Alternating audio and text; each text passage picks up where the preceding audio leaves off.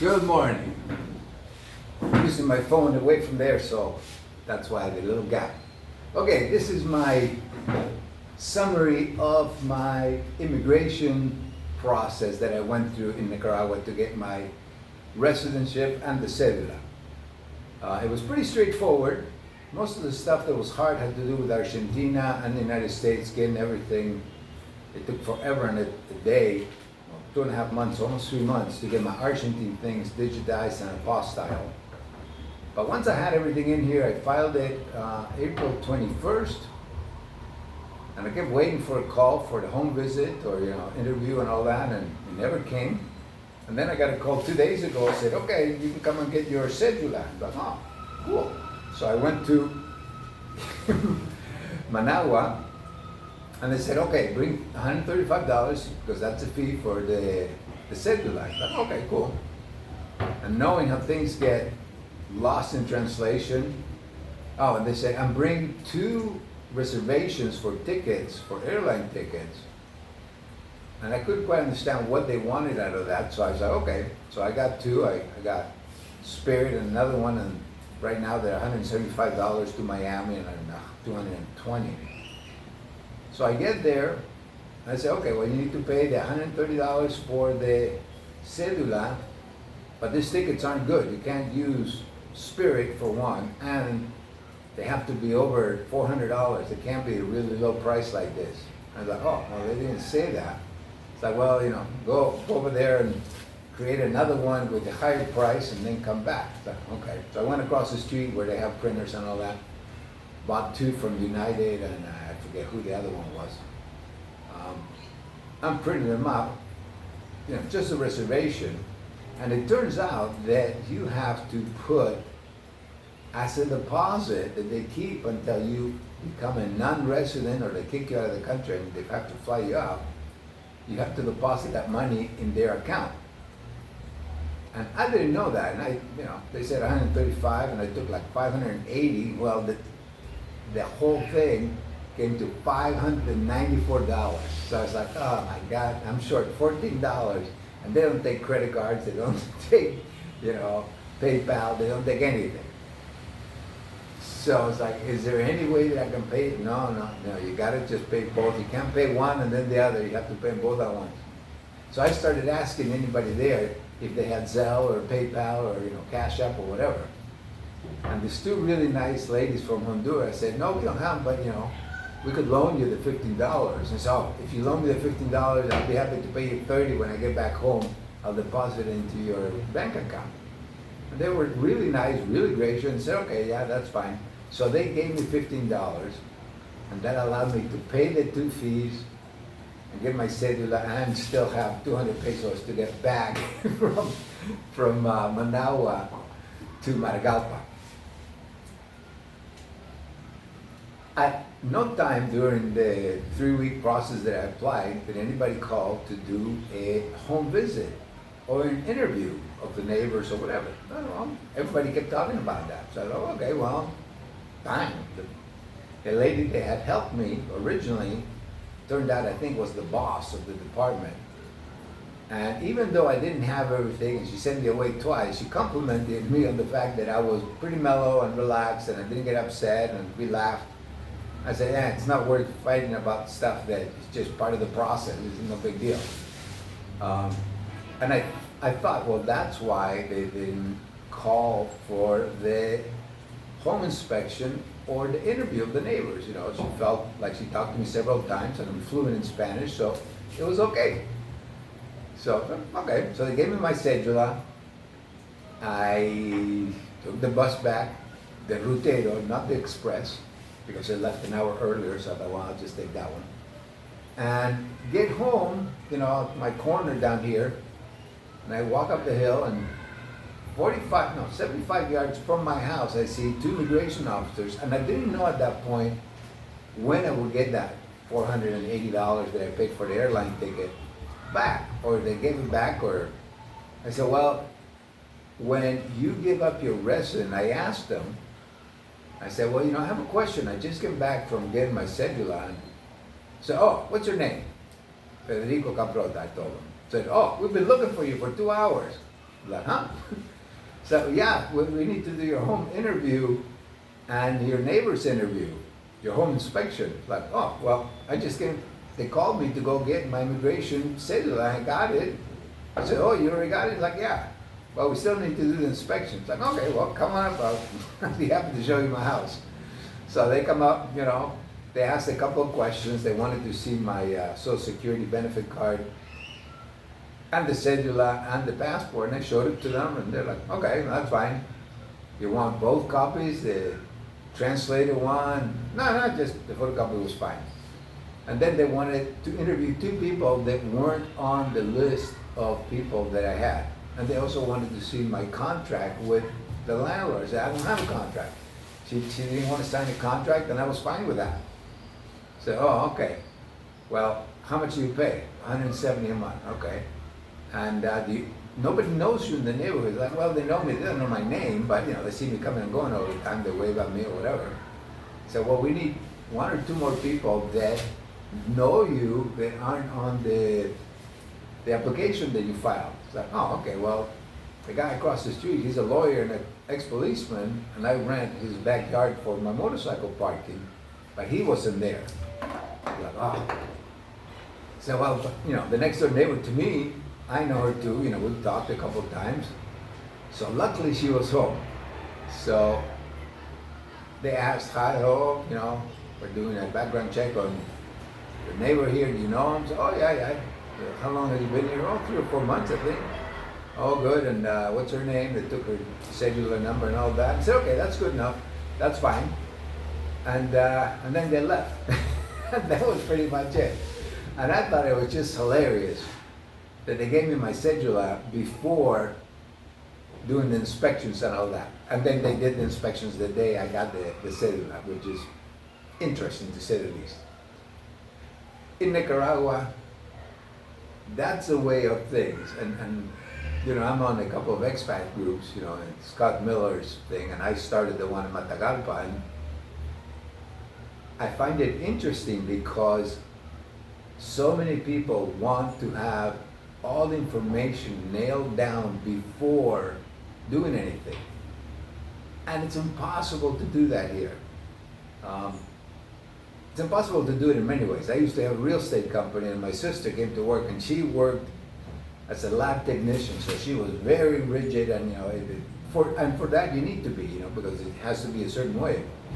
And she would say, well, what do I do in this situation? Well, there's probably 300 variables that's going to influence what you do, so you can't know ahead of time. You just do one thing, and that opens up 2 or 3 cans of worms, and you decide which kind of worm you want to deal with next, and then you know that opens up another 10 cans of worms. And dealing in Nicaragua is the same thing. You have to be flexible. You have to be willing to just take the first step. You know, there's a saying that I've followed my whole life, and it has nothing to do with immigration. It has to do with life and spirituality. It says, you know, when you don't know what's going to happen, 1 or 2 things will happen. The road will open up before you, or you will learn to fly. And really, that is the key to dealing with things that aren't sure, because there's no way to catalog, okay, this, that, the other thing. I mean, in science there is, but even in science, you know, you get into quantum physics, and that's not quite so rigid either. But especially dealing with the government here, number 1 thing is just, I make them laugh. Every time I go, I end up laughing with them about this, that, or the other. Yesterday, they gave me my cedula, and I looked at it, and ever since probably 25 years, the number 1111, which if you look it up astrologically and numerology, it's a pretty significant number. And I looked at it, and I have to redo my cedula on November 11th. So I laughed, and I looked at the lady and said, you know, this is incredible. This came out the day, and she smiled and said, you know, for me, it's the number 666. That number has special significance for me. So we bonded over that, and you know, I had already gotten the cedula. It wasn't like I was trying to get anything. It was just nice to connect with them on a personal level, and here, more than a lot of places, if you can get people to smile with you, it works a lot better, all the way around. So my process was painless to say, other than sitting on the school buses when I had to sit a couple of times where the wheel well was, and now I learned to, I mean, I'm not that tall, I'm only 5'8", and still, my knees killed me, and I had double knee replacements, so it's not like I really want to have to be cramped. But other than that, that's the only painful thing. It took 3 weeks from beginning to end, from the time I applied to the time I got my cedula. I found a lawyer local. I went to one that was recommended to me, and she sounded like a quack and giving me a lot of information. They had no substance and no price and nebulous. And she kept saying, oh, well, you know, we're intimate and we're friends, and don't worry about that. And I used to be in sales, and when people tell you not to worry about it, that's when you do worry about a lot. So I didn't want her, so I found my own lawyer here in the neighborhood, and he was great. Ex-military, ex-policeman. He did all the escrituras or scriptures for the people that were that vouched for me. He did all the motorcycle ones for me, you know, because I had to do 2 or 3 of those. And everything cost me $120. And then having the papers translated at the English thing, that Luke turned me onto that, so I didn't know, I mean, I could translate it, and I've done it before, but here you have to have an actual authorized translator, and Google doesn't qualify, I guess. So, but they only charge $10 per page, and you know, I had like, I think 5 pages, so it wasn't that bad. So altogether, the whole process cost me $130, I want to say, for the 3 scriptures and the translations. So it wasn't bad at all. I looked online for all sorts of information, and some of it made sense and some of it didn't. I tried to cover all my bases, and then the immigration department gives you a sheet, and half of the stuff is not on there that they want, the other half is on there but they don't want it. So I probably could have gone away with 1 scripture instead of 3, but as it was, it went fine. I got it in 3 weeks, and that was pretty much it.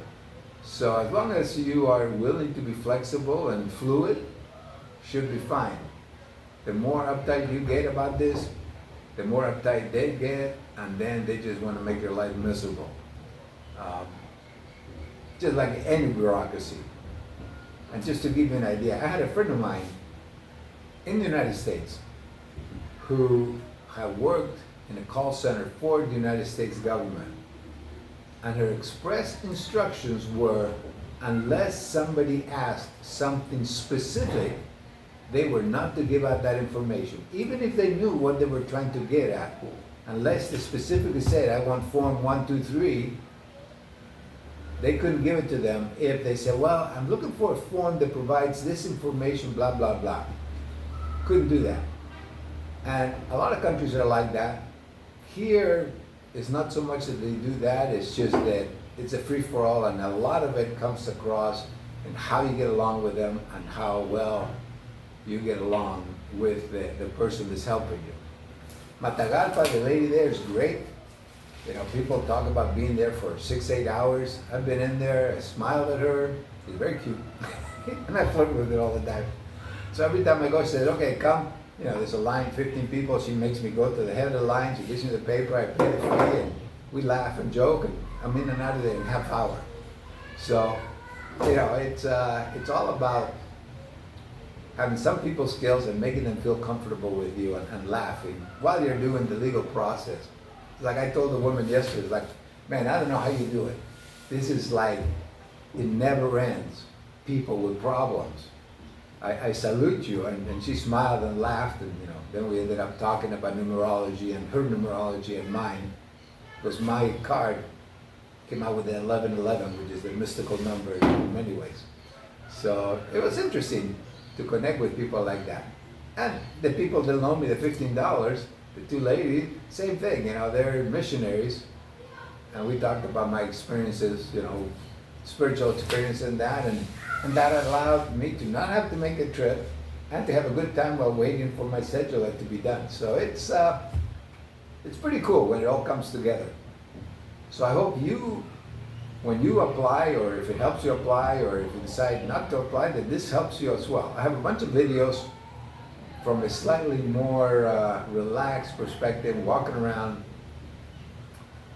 I've been here 9 months. I've rented 2 apartments in Leon, and it was too freaking hot. I went there because I followed Scott. That's how I ended up knowing about Nicaragua.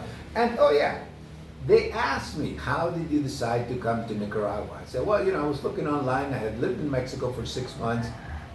But then, you know, with the drug cartels and all that, it was, oh yeah, it's very dangerous there. Like, yeah, I know, that's why I didn't want to go there. And then, but how did you find out about Nicaragua? I said, well, I was looking online and I found this guy, Scott Miller, and he had a whole bunch of videos. So I was looking at the videos and I really liked it, and I was looking for kind of a Latin vibe that wasn't too far from my kids in the United States.